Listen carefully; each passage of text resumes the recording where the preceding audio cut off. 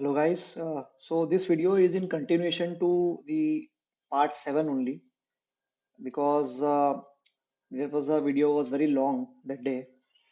So this is a continuation video and I would like to highlight the what extra has been done for the BFSI stocks. Now as you can see, we saw this last discounted cash flow sheet. So there is a separate sheet for BFSI. You can see here, there is a BFSI. Okay.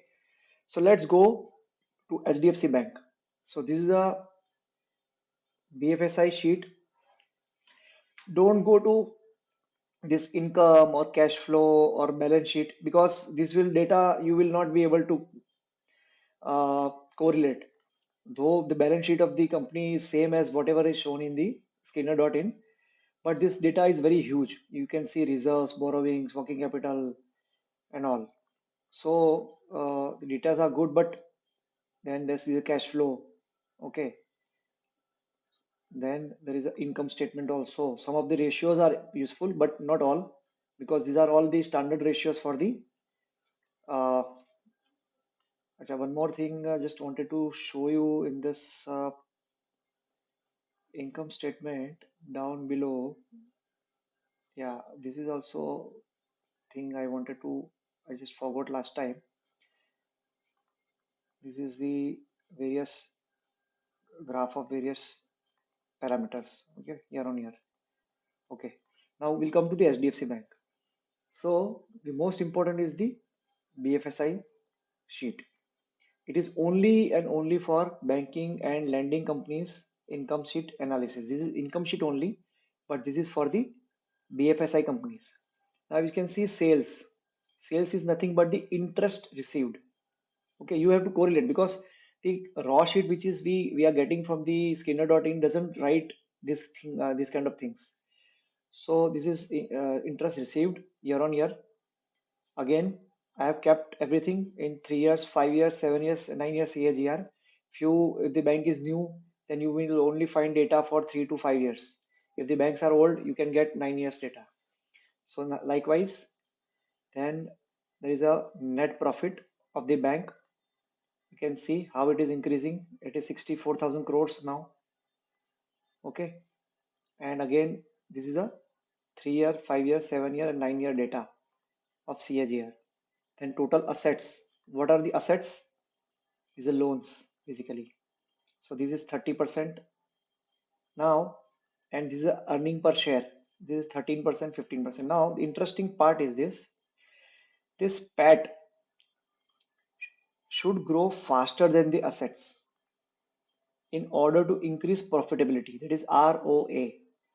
If assets grows faster, in this case assets are growing faster in some years, okay, almost all the years.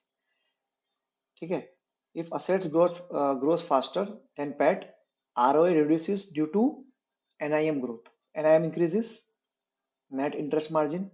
If assets are growing faster, loans are growing faster at 12%, and FDs are giving, they have to pay 6% only.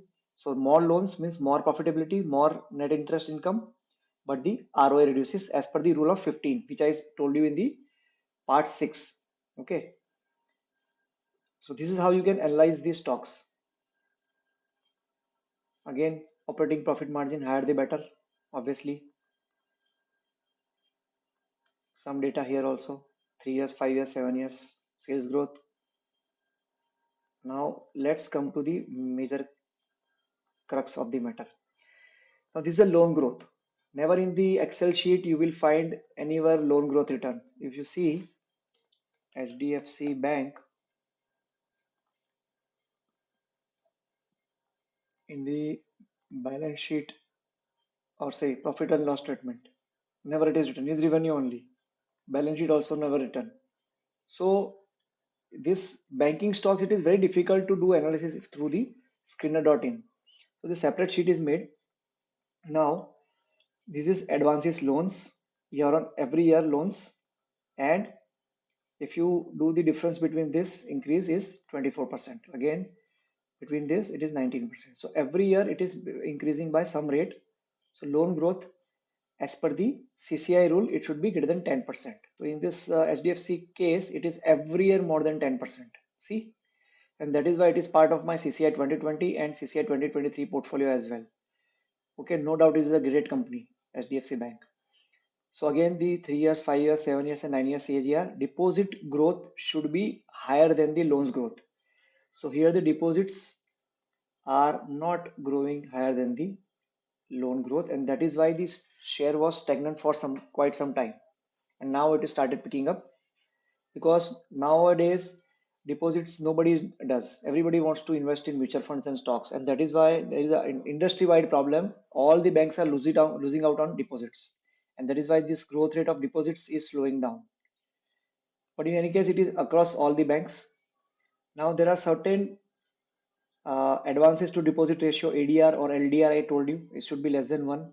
So if you can see, it is almost everywhere it is less than 1. Okay, the good sign. Then ROA should be greater than 15% as per rule of 15.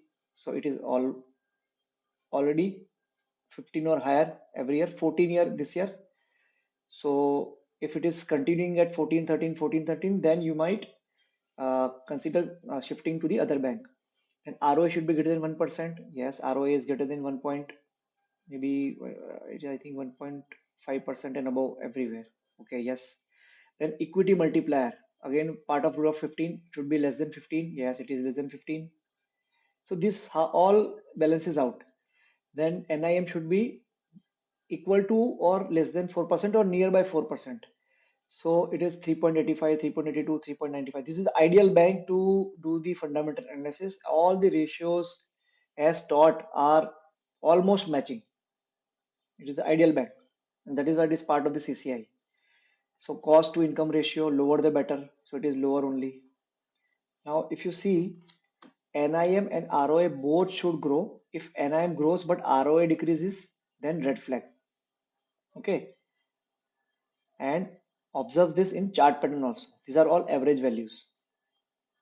Now, if you see the chart, you can see the chart also. So it should be both going along together. One should not grow and one should not drop out. Now, there are certain ratios which cannot be taken out from the sheet, which you have to be fed manually by looking at the various online data, gross NPA, net NPA, percentage terms, and normal data also, CAR, capital adequacy ratio, and CASA ratio. If you can fill for 3 years manually, then the average 3 years CAGR will come here. And this is how you can analyze the banking stock. Now, if I come to the summary sheet, as we can see, summary sheet, we can go to the banking end. So deposit growth is higher than advance growth? No. PAD growth is higher than asset growth? No. NIM is good and ROA growth both grows? No. Because some is down, some is up.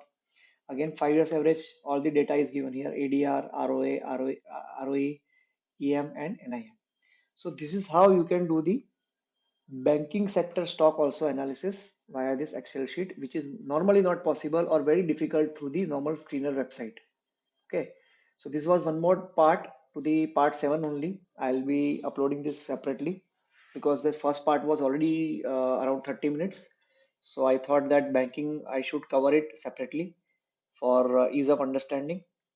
So this is a part 2 of the part 7, maybe section 2, and this is how you can analyze. So this all will be combined into the Excel sheet which you will get. So the link is again I am posting in this video also in the description. You can go and click it and get the sheet data field, and you'll get the sheet emailed to you, and the all the steps and procedures on how to upload it into the screener website and how to utilize it. Okay, so that's it for today. Thank you very much.